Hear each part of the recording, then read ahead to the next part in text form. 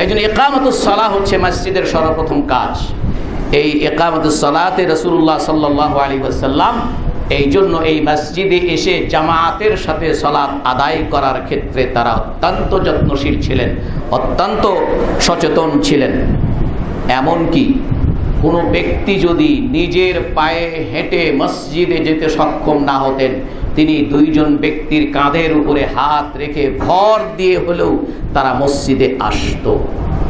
وكانوا يعتبرون المتخلف عن المسجد منافقا معلوم النفاق। এবং সাহাবায়ে কেরামগণ এই জামাতের সালাত থেকে যারা পিছনে থাকতো তাদেরকে মুনাফিক হিসেবেই জানতেন। সাহাবায়ে কেরামগণ মসজিদে জামাতে যারা পিছনে থাকতো, আসতো না, তাদেরকে তারা মুনাফিক হিসেবেই জানতেন। সহিহ মুসলিমে আব্দুল্লাহ বিন মাসউদ রাদিয়াল্লাহু তাআলা আনহু থেকে বর্ণিত, তিনি বলছেন, মান সাররাহু আন ইয়ালকাল্লাহা গাদান মুসলিমান ফালইউহাফিজ। যে ব্যক্তি চায়, যে ব্যক্তির মনে হয়, খুশি লাগে যে সেজন্য আগামী কালকেও মুসলিম আগামীকাল কিয়ামতে আল্লাহর সঙ্গে সাক্ষাৎ করবে, কি হিসেবে? মুসলিম হিসেবে সাক্ষাৎ করতে যে পছন্দ করে, ফালইউহাফিজ আলা হাউলাইস সালাত, সেজন্য এই নামাজগুলোর প্রতি যত্নবান হয়, নামাজগুলোর সংরক্ষণ করে।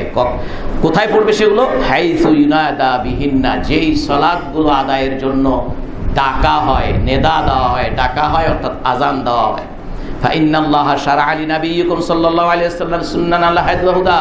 কেন রাসূলুল্লাহ সাল্লাল্লাহু আলাইহি ওয়াসাল্লাম, তোমাদের নবীদের জন্য আল্লাহ হেদায়েতের পথগুলো বিধিবদ্ধ করে দিয়েছেন। ওয়া ইন্নাহুন্না মিন সুনানিল হুদা, আর তিনি যেই পদ্ধতিগুলো বলেছেন সেই পদ্ধতিগুলোই হচ্ছে হেদায়েতের পথ। ওয়ালাউ আন্নাকুম সাল্লাইতুম ফি বুয়ুতিকুম, তোমরা যদি তোমাদের সালাতগুলোকে বাড়িতেই আদায় করো, কামা ইউসাল্লি হাদাল মুতাখাল্লিফু ফি বাইতিহি, যেমন এই নামাজ থেকে মসজিদ থেকে পিছনে পড়া ব্যক্তি যেমন তার বাড়িতে সালাত আদায় করে, লা তারাকতুম সুন্নাতা নবিয়িকুম, তাহলে জেনে রাখো অবশ্যই তোমরা তোমার নবীর সুন্নাতকে ত্যাগ করলে। আর ওয়ালাউ তারাকতুম সুন্নাতা নবিয়িকুম লা দালালতুম, আর তোমরা যদি রাসূলের সুন্নাত এরকম জেনে শুনে যদি তরক করো তাহলে অবশ্যই তোমরা পথভ্রষ্ট হবে। ওমা মিন রাজুলিন ইয়াতাতাহহারু ফায়ুহসিনু তাহুর, তোমাদের মধ্যে যে ব্যক্তি ওযু করবে এবং ভালো করে ওযু করবে, সুম্মা ইয়ামাদু ইলা মাসজিদিন মিন হাদিহিল মাসাজিদ, অতঃপর সেই মসজিদে যাবে, ইল্লা কাতাবাল্লাহু লাহু বিকুল্লি খুতওয়াতিন ইয়াখতুহা হাসানা, আল্লাহ তার প্রত্যেকটি পদক্ষেপ, প্রত্যেকটি স্টেপের বিনিময়ে আল্লাহ তাকে একটি একটি করে নেকি দান করবেন। ওয়া ইয়ারফাউহু বিহা দারাজা, এর বিনিময়ে আল্লাহ তার সম্মানের মর্যাদাকে বাড়িয়ে দিবেন। ওয়া ইয়াহত্তু আনহু বিহা সাইয়্যা, তার একটি একটি করে গুনাহ মাফ করে দিবেন।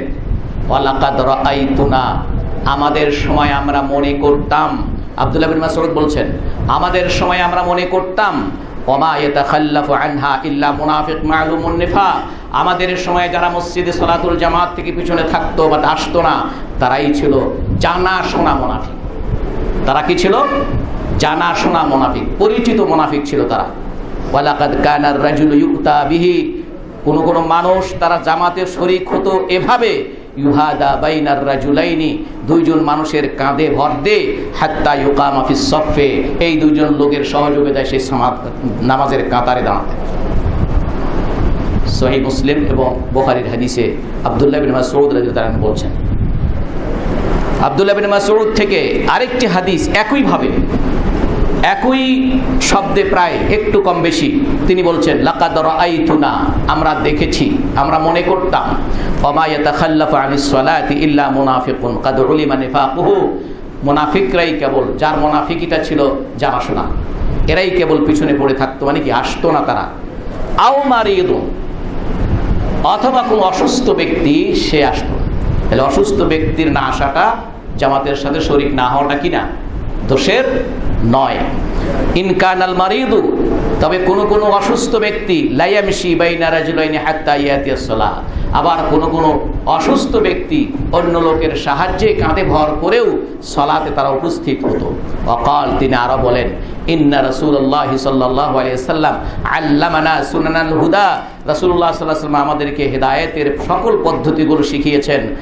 আর এই হেদায়েতের সুন্নাত সমূহের মধ্যে একটি হচ্ছে আস-সালাতু ফিল মসজিদ আল্লাযী ইউআযযিনু ফীহি, মসজিদে এসে সালাত আদায় করা, যেই মসজিদ থেকে আযান দেওয়া হয়। রাসূলুল্লাহ সাল্লাল্লাহু আলাইহি ওয়াসাল্লাম কাউকেই মসজিদে উপস্থিত না হওয়ার যে ওজর সে পেশ করত, আল্লাহর রাসূল সেই ওজর গ্রহণ করতেন না। অর্থাৎ তাকে মসজিদে আসার জন্য তিনি বলতেন, তার ওজর শোনার পরও তিনি বলতেন।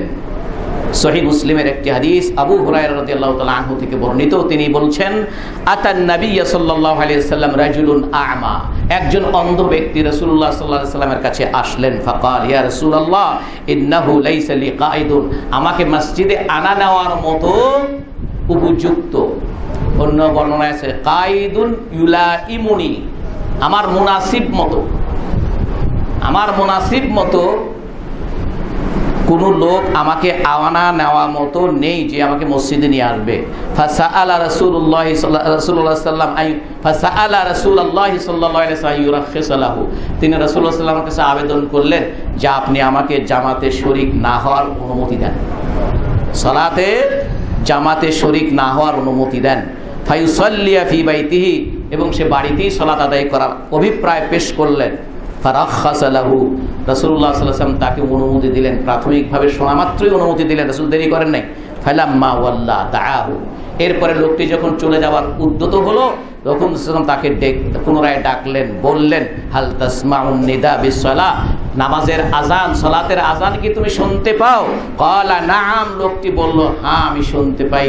ক্বাল ফাআজিব, তাহলে আজানের ডাকে সাড়া দিয়ে তুমি মসজিদে আসো, আজানের ডাকে তুমি সাড়া দিয়ে মসজিদে আসো।